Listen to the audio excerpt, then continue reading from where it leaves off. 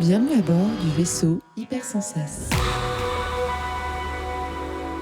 Bonjour à toutes et à tous et bienvenue dans votre épisode hebdomadaire du Défaussé. Le Défaussé, c'est une émission qui va parler de jeux de société. Pour ce faire, bien sûr, je suis accompagné de la merveilleuse Alex.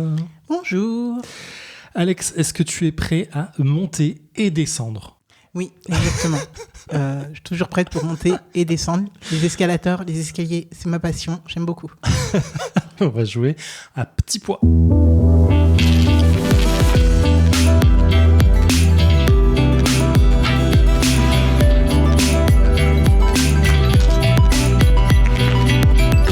Le Défaussé, ça va passer en 3 parties. Dans une première partie, je vais présenter Petit Pois à Alex, le jeu de cartes qui monte et qui descend, c'est dans le titre.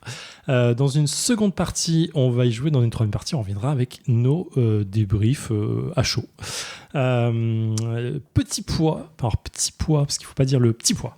C'est un jeu édité chez Blam Édition de Thomas Favrelière, Alex Fortino et Simon Moulard. C'est illustré, c'est ouf ça, est-ce que c'est illustré ? Oui, c'est illustré par Clément Hérault. J'ai dit c'est Blam Édition, c'est étonnamment, je le dis étonnamment, mais 2 à 6 joueurs, je vais expliquer pourquoi je dis étonnamment après, 8 ans et plus pour des parties de 15 minutes environ. Petit Pois, c'est un jeu de cartes dans lequel on va avoir 2 mains, en grosso modo une main ouverte et une main cachée, et on va devoir poser des cartes qui montent ou qui descendent suivant une valeur, une carte qui te dit si ça doit monter ou descendre. Voilà. Est-ce que tu as déjà joué au jeu ? Oui, sur le BGA. C'est pour ça que je ne vais pas beaucoup poser de questions. D'accord. Okay. Alors pourquoi je dis étonnamment 2 à 6 joueurs ? Parce que je l'ai découvert sur BGA aussi. Et je pense que 99,9% de mes parties sont à 2 joueurs et joueuses. Sur BGA, c'est un peu le problème. Des fois, tu te rends pas compte que certains jeux peuvent être joués à plus. Ouais. Parce que au bout d'un moment, quand ils cherchent, ils trouvent pas d'autres personnes et que tu n'as pas précisé que tu voulais un certain nombre de joueuses, eh ben, il va te mettre à 2. Ouais, et alors je sais pas, on dira peut-être en dernière partie, mais est-ce que tu as joué à plus de 2 personnes à ce jeu ou pas ? Tu sais quoi, je sais même pas. Voilà. Parce que je regarde pas forcément avec qui je suis, en fait. Ok. Bah écoute, on débriefera ça après. J'ai 35 parties de ce jeu en stock. Là, je viens de vérifier. Petit coup de foudre. Ouais, vraiment petit coup de foudre. Pour tout dire, je l'ai découvert par hasard sur BGA. Il était en en-tête un moment sur le truc. J'ai cliqué dessus, j'ai relu les règles. Je me suis dit, ok, go. J'ai lancé une partie. Et je vais, en fait, c'est bien.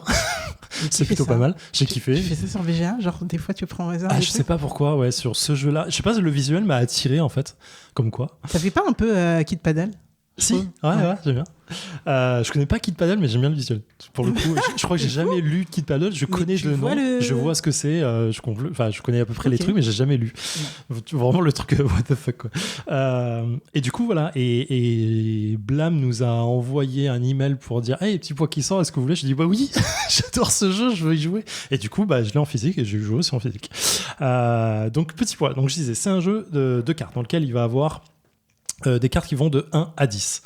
On va avoir une main cachée de 4 cartes par joueur et joueuse. Et les joueurs et joueuses ont aussi 2 cartes face cachée et pas au-dessus de celle-ci, une carte face visible.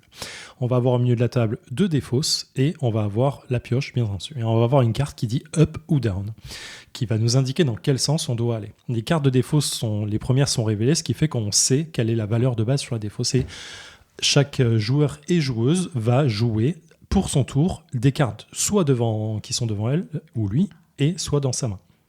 Le tout étant de jouer les cartes de la même couleur qu'il y a déjà sur la défausse. Lorsque vous posez une carte de la même couleur sur la défausse, dans le bon sens en montant ou en descendant, vous pouvez rejouer tout de suite une carte de la même couleur et ainsi de suite et continuer.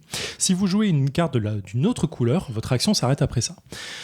Et vous avez une action supplémentaire, si vous avez joué une carte de la bonne couleur, de pouvoir retourner le tas de cartes devant vous, c'est-à-dire retourner la carte face visible, face cachée, face visible, ou complètement retourner la carte. Donc ça, c'est la phase de jeu. Comment ça se comptabilise ? C'est simple, c'est la personne qui a le moins de points qui gagne la partie après 3 manches. Comment ça se passe ? Le comptage de points, c'est assez particulier. Et moi, je trouve ça assez intéressant. C'est que du coup, on va calculer chaque main de chaque joueur 2 fois. On va calculer la main ouverte et la main fermée. On va regarder qui a le plus de points. Si c'est moi qui ai mis fin à la partie parce que j'ai vidé une de mes mains, c'est la condition de fin de manche, et que je gagne, c'est-à-dire que j'ai le moins de points, j'ai 0 points.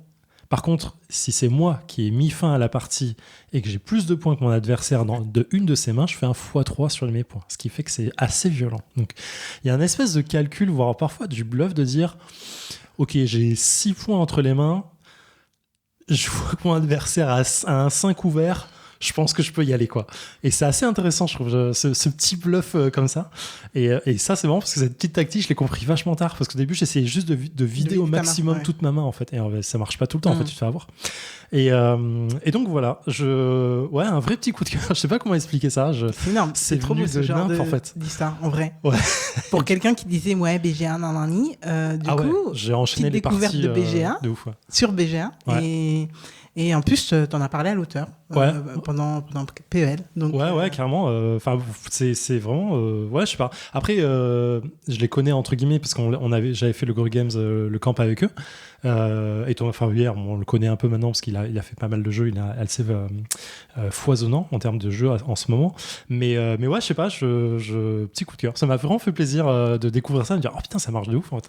Ça me fait trop plaisir que tu le présentes, parce que justement, du coup, on en parlait à PEL avec Alex. Ouais. Et il disait, parce qu'il savait que j'avais adoré Naishi, et il m'a dit, ouais, bah, j'ai un autre jeu, c'est Petit Pois, si tu veux voir et tout. Je fais, ah ouais, trop bien, mais enthousiaste de ouf, Naishi. Et il me fait, non, mais c'est pas pareil. Hein. Attends, comme toi, c'est il m'a calmé direct et tout. Je fais, bah non, mais je vais quand même voir et tout. Et du coup, c'est pour ça que j'avais essayé sur BGA. Ah, d'accord, ok, d'accord. Et voilà. Eh ben écoute, si c'est bon, on peut se lancer et faire une partie. Let's go. D'autres cartes, parce que là, on les aura beaucoup vues, celle-là. Je suis à l'aveugle, là. Pas bien. Inconnu, ouais. Tu sais pas retourner ? C'est à toi de jouer. Mais j'ai joué. Tu connais l'histoire d'assister de BGA ? Je vais tenter ça. Oh, ça. Et nous sommes de retour dans le défaussé après 13 minutes de Petit Pois en compagnie d'Alex. Alex, qu'est-ce qu'on a pensé de cette partie de Petit Pois ? Écoute, franchement, on le dira jamais assez, mais passer de BGA au réel, bah ça, franchement, tu découvres des trucs. Ah ouais. Peut-être que vous avez écouté une émission avec Monsieur Boza où je me faisais appeler l'assisté de BGA. Possible que ce ne soit pas usurpé. Exactement. Parce que possible que je sois vraiment... je découvre des règles, en fait. J'adore. C'est une perpétuelle surprise de jouer. Oui. Et du coup, ouais, non, en vrai, j'ai découvert des règles. Mais qu'est-ce que j'aime dans ce jeu ? Alors déjà, j'aime cette stratégie de... Mais je la retrouve dans Naishi, bizarrement. De se dire, ok, est-ce que je prends le risque de dévoiler mon jeu à la personne en face, au risque qu'elle rush, ou qu'elle essaye à tout prix de faire moins que moi. Et ça, j'aime bien, en fait, cette sensation de, ok, est-ce que je prends le risque ou pas ? Dans Naishi, pour ceux qui ne voient pas, celles qui ne voient pas, il y a le risque qu'on nous échange nos cartes, ou qu'on nous bloque si on met trop de temples. Bref, si vous voyez Naishi. Et là, en fait, c'est la même chose avec est-ce qu'on révèle les cartes qui nous restent sur le banc, ou alors est-ce qu'on se dit, bah non, moi-même, je vais avoir la surprise, et au risque que ça passe pas. Et en effet, des fois, ça ne passe pas. Zéphirel va vous en parler tout de suite après. Mais voilà, du coup, c'est vrai que c'est un tout petit jeu qui a cet aspect qui me fait beaucoup, beaucoup rire, d'essayer de voir, en fait, de brainer l'autre et de voir où est-ce qu'il va nous suivre, où elle va nous suivre, ou pas nous suivre, en fait. Ouais. Et en ayant le jeu sous la main, on se rend compte de trucs. J'avais pas capté, tu vois, qu'on pouvait compter les cartes. Ah oui ? Bah non, j'avais pas capté que genre il y avait qu'une seule carte de chaque exemplaire. Ah oui, ouais, c'est vrai. Et que du coup, on peut essayer de faire jouer les probas et de voir ce qui peut nous rester, etc. Tu sais que les 10 sont sortis, tu dis bon, elle est pas en dessous, du coup, j'ai pas de risque, quoi. Ouais. Mais ça, tu vois, sur BGA, j'avais jamais capté, une carte étant une carte. C'est vrai qu'en plus à 2, on joue à 4 couleurs uniquement. Donc du coup, tu peux vite voir, ça se compte assez vite en fait. Non mais ouais, et puis même jusqu'à 3, je pense que c'est faisable, 4, peut-être ça va devenir après, t'as quand même une grosse pioche, hein, donc il y a quand même une probabilité. Il y a quand même une grosse pioche, on est d'accord. Et j'avais pas capté non plus que les cartes, en fait, elles formaient une histoire. Oui. J'avais pas capté. Donc voilà. Elles sont toutes différentes, c'est marrant. Alors elles sont presque toutes différentes. Ah oui, t'as des rebonds qui sont le même. Ouais, il y a des petits trucs qui montrent que bon, voilà. Mais ouais, non, c'est marrant de passer de BGA à la réalité. Et donc, c'est un jeu que j'aime bien, mais alors franchement, tu sais quoi, j'aurais pas pensé que tu étais aussi enthousiaste dessus. Ouais, je sais. Genre, je te l'aurais pas présenté, quoi. Mais du coup, j'ai hâte d'avoir ton avis. Bah écoute, moi je kiffe fort le jeu. Je ne me l'explique. C'est un peu comme Duck and Cover, quoi. Ça sort de nulle part. C'est un petit ovni qui est ultra simple. Dont on n'a pas trop entendu parler en plus. Ouais, qui a pas fait un gros buzz et tout. Et vraiment, je me dis, moi je kiffe, quoi. En vrai, il est simple à comprendre, il est simple à prendre en main. Et ça marche très très bien. Il y a un petit côté tactique que tu prends au fur et à mesure du jeu. Vraiment cette petite question bluff. Alors pour le bluff dont parlait Alex, je perds à 48 à 18. C'est 18 pour Alex, 48 à ma deuxième manche, je fais 39 points. Parce que j'ai effectivement 2 cartes cachées devant moi sur ma main visible, entre guillemets. Et je me dis, en vrai, Alex, je vois sa main visible, elle a 13 points. Je me dis, la proba que je sois en dessous de 13, elle est quand même assez forte, j'y vais. Et en fait, j'ai 13 points aussi, et il faut faire un score strictement inférieur quand tu finis la manche. Ça, c'était de la chatte. Je prends x3. Ouais, mais c'est un coup de bluff à tenter, en fait. Et du coup, voilà. Le seul reproche que je fais à ce jeu, c'est quand tu fais une mauvaise manche, tu sais que c'est quasi impossible à rattraper. Si t'as mal joué, c'est impardonnable, quoi. Et du coup, là, deuxièmement, je sais que j'ai perdu. Il y a c'est improbable que tu puisses perdre, reprendre autant de points. Il faudrait que tu finisses la manche, que tu finisses avec beaucoup de points. Enfin, vraiment, il y a trop de probabilités, trop de conséquences. Et en vrai, quand tu reviens de ça, mais t'as l'impression d'avoir gagné la Coupe du Monde. Je pense que... Mais du coup, voilà, parfois le jeu t'en veut, mais les parties c'est 10 minutes, 10-12 minutes. En vrai, tu en refais une derrière, c'est ok, quoi. Et je sais pas, j'ai enchaîné les parties sur BGA. Comme je le disais, j'ai joué à 2. J'ai testé de jouer à 4. Le jeu n'a plus la même saveur pour moi. Il est très chaotique. C'est quasi ingérable. Parce que là, tu peux préparer tes coups en fait un peu à l'avance. Parce que je l'ai pas dit en première partie, mais quand il y a 2 pioches, donc 2 défausses face visible. Quand je commence à jouer sur une défausse, on est obligé de continuer sur cette défausse-là. Donc du coup, on sait quand on va attirer l'adversaire sur une défausse, parce que ça peut l'arranger de jouer sur celle-là, on peut savoir que l'autre va être gardé de la même couleur et peut-être nous intéresser derrière. Donc il y a des petites stratégies à mettre en place là-dessus qui sont assez intéressantes.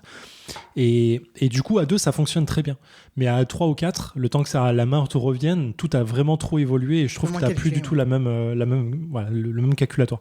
Et ça, pour moi, ça marche pas très bien. Mais à 2, c'est un petit bonheur. En vrai, c'est que des cartes. La boîte est trop grosse presque pour ce que c'est. Mais c'est logique. Tu mets ça dans ta poche. Tu joues ça en vacances, en rando, en ce que tu veux. Ça marche super bien. Vraiment, je kiffe assez fort. Il y a vraiment cette impression de petite tactique. J'exagère à peine, en fait, parce que je suis très excité, vous l'entendez. Mais il y a un côté... Il y a un côté simple qui fonctionne et il y a quand même un peu de tactique. C'est pas le jeu de l'année, je vous l'accorde là-dessus. Mais pour moi, il fonctionne super bien. Donc vraiment, ça mérite de tester. Pour moi, 2 joueurs, 2 joueuses, c'est vraiment ce qu'il faut. 3 peut-être à tester, je sais pas, mais encore une fois, j'aime bien avoir cette petite notion de contrôle. Donc petite découverte hasardeuse sur BGA qui m'a fait kiffer. Tester sur BGA. Et je l'ai présenté à des collègues, ça marche assez bien. Tu fais des parties parfois le midi avec eux, c'est cool, quoi. Trop bien. De toute façon, des collègues, on kiffe quand ils adhèrent au délire d'un jeu. Exactement. Ça prouve qu'on n'est pas tout seul dans notre délire. Donc voilà, petit poids, que dire d'autre, vraiment testez sur BGA, voyez si ça vous plaît et puis donnez-lui sa chance. Un jeu édité donc par Blam pour 15 minutes et plus, pour 15 minutes et plus, pour 15 minutes, 8 ans et plus, 2 à 6 joueuses, Thomas Favolière, Alex Fortino et Simon Moulard. Et je disais qu'au dessin, c'est pas sur la boîte le dessin là. Qu'est-ce que vous faites? Ah si, c'est sur le côté. Ah non, c'est honteux. Clément Hérault pour les illustrations. Voilà, vraiment très content de cette petite boîte de jeu. Merci Blam pour le coup. C'était bien sympathique. Moi, je suis très contente que tu nous l'aies présenté. Merci, ça me touche. Oh. Cher Alex, on se retrouve la semaine prochaine. Tu seras aux commandes. Toujours. Et d'ici là, prenez soin de vous. Fin de transmission.